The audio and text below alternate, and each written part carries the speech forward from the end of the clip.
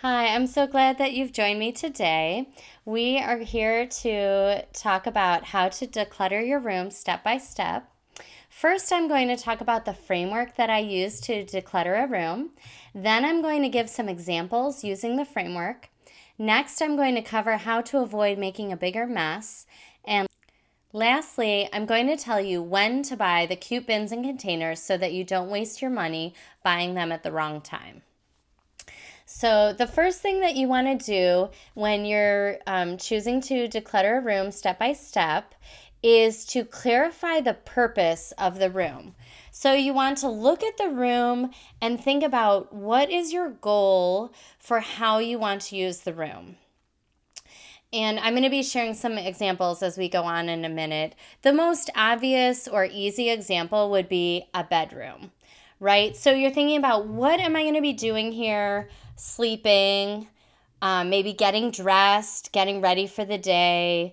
How do I want to feel? What emotion do you want when you're in that room? And beginning to think about how those items in the room are serving that purpose. So if your goal, as an example, a bedroom, is to have, a place to be intimate, a place to sleep and get ready for the day. Maybe it's also a place where you do some wind down or wake up activities like journaling or meditation or stretching before you go to bed or when you wake up in the morning.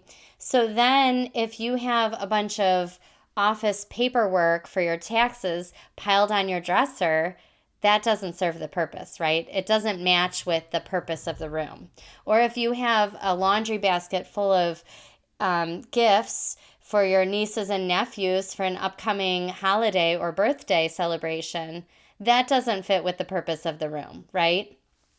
And there are smaller homes, apartments, condos where you do have dual purpose, right? Some people have a home office in their bedroom, or they have a little craft area in their bedroom. But you just want to be very clear from the beginning what the purpose is.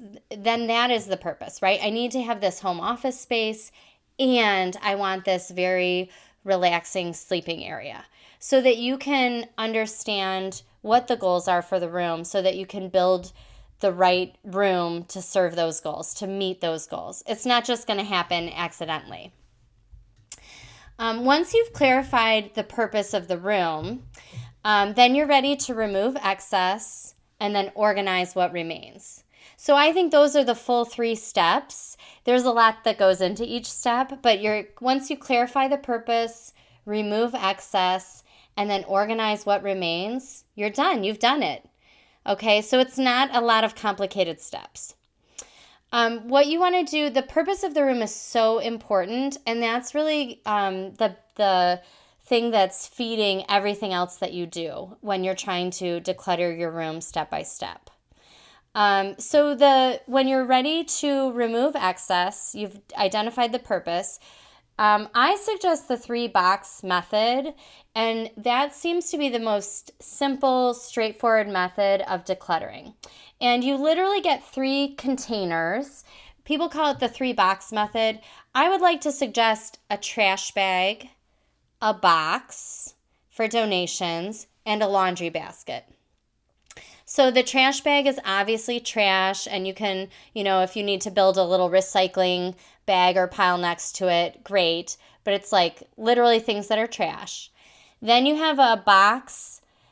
Many of us have shipping boxes around our house, so hopefully you can locate one.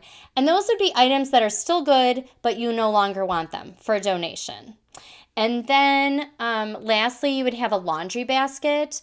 And I like the laundry basket for moving things to other areas of the home. So it's like, I want this, but it doesn't fit with the purpose of this room. It doesn't belong here. It needs to go to the kitchen. It needs to go to the living room. It needs to go to the playroom.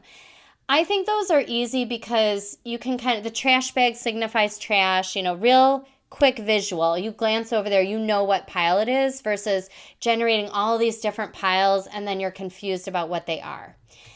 You might need to sort a little bit more later. The donate box Sometimes people are into selling their things. And so maybe it's a sell box, or you have a donate box and a sell box, label them with a Sharpie marker. And then the laundry basket is nice because you're not getting rid of your laundry basket. So just putting the things in there that need to be rehomed, and you'll kind of remember, hey, these aren't going anywhere. So once you've kind of made those piles, then you can organize what remains, right? So take a moment, get the trash out of there. If things are really bad, you might need to do this several times during your process.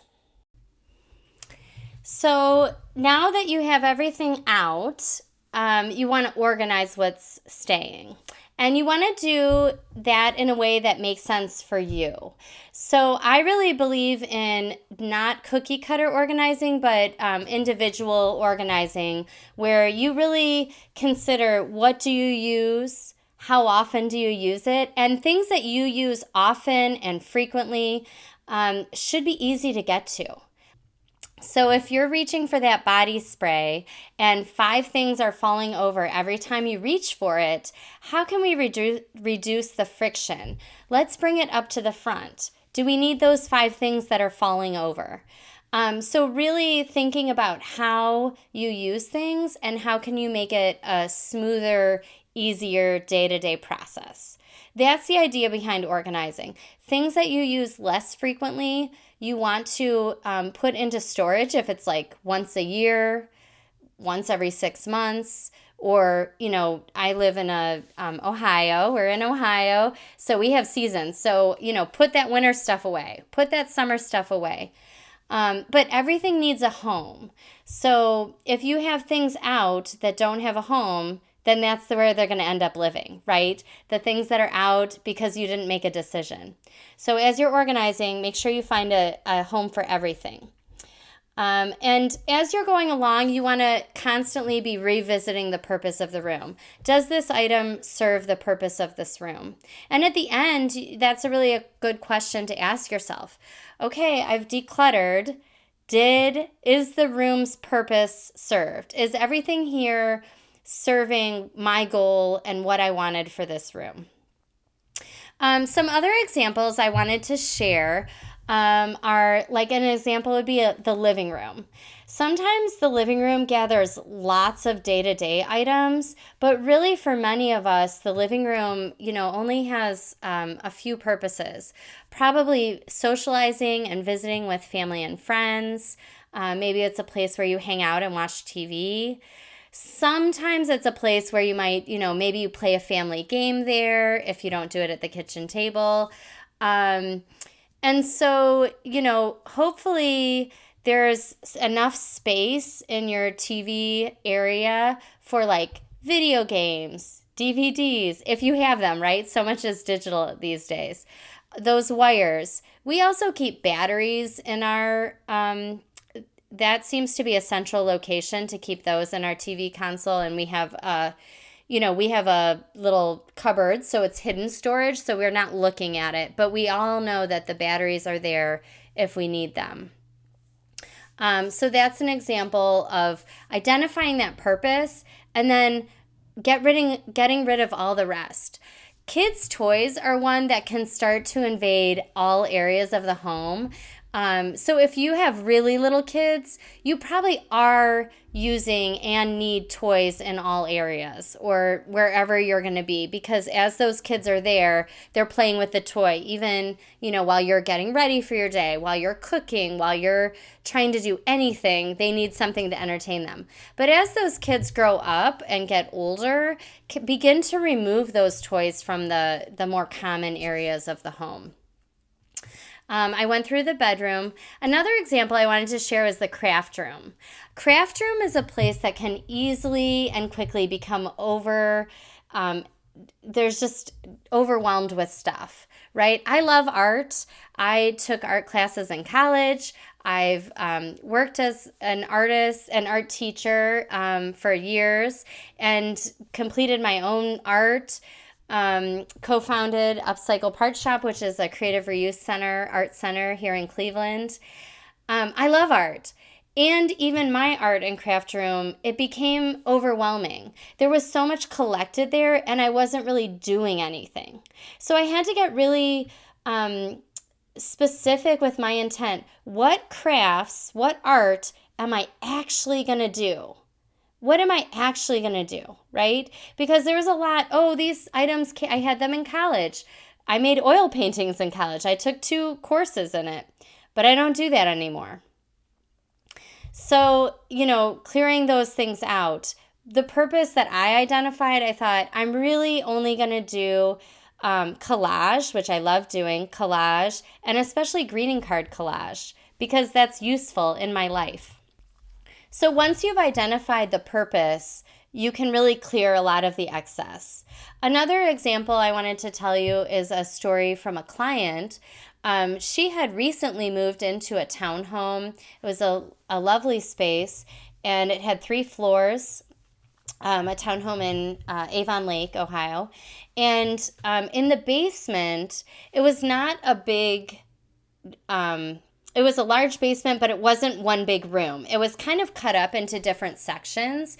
And they had moved, so a lot of it wasn't set up. So what we did was identify, okay, over here by the laundry, they had 2 big rows or 1 row, but 2 big shelving units. And we put all the sentimental items there in the shelving units. So it was just 1 wall.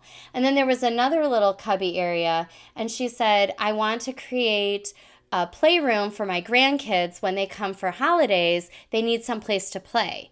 So we kind of lined that area with toys that they had for the grandkids very nicely. And then actually in most of that room, we set up workout equipment, which they use every day, constantly. And then it was like, okay, couple times a year when the grandkids show up, we'll tuck the workout equipment away so that it's safe for these kids to play. So it was a very intentional use of space. It's not just like, whatever's here. It was intentional. Like, this is the purpose. This is what I need for this space. And then we could build it clearly. The other thing I wanted to cover was how to avoid making a bigger mess. Sometimes and often as a professional organizer, we'll get everything out, right? If we're going to do your closet, it's like, take everything out. I don't actually recommend that to individuals doing this at home alone, because what happens is you take everything out, you get super overwhelmed, and now you're like, I need to go eat a chocolate bar and I don't know what else to do. And now you have a giant mess on your hands. So I don't recommend that without some professional support. What you would want to do is just remove the things you don't want. So as much as you can, sort of flipping through and just removing the excess, not getting everything out that you do want to keep, if that makes sense. The more you can leave the things that you're keeping there, that is a better choice. And then at the end, when you're organizing, you could kind of see, does it make sense for this category to be here? As an example, I have underwear and socks here, but actually I want it over there in my dresser. You can make those changes at the very end much more easily now that the trash and the excess are removed. The last thing I wanted to cover is when to buy those cute bins and containers. People get caught up, right? You look at Pinterest, now you can even put it in AI and get AI to give you this like gorgeous picture of everything looking tidy and perfect. However, the time to buy those cute bins and containers is at the end. It is not at the beginning. It is not before you've done the editing, the decluttering process, because that's when you see what you have left and what spaces you have. That's when you can realize like, I actually need a tall bin where I can put my socks, or I don't need a tall bin because that's not going to work. I have sweaters, or, I'm going to use a hanging sweater thing in my closet. But no, actually I have workout equipment and it's too heavy. So I need to buy a bookshelf because that's going to store my items better. Whereas the hanging sweater thing is just going to fold in on itself. So what you do is use what you have to start, use those Amazon or other boxes that are around the house, gather up what you need to, and then at the end, that's when you can measure and really see what you need without wasting money. So I hope that was helpful. How to declutter your room step by step. Thank you.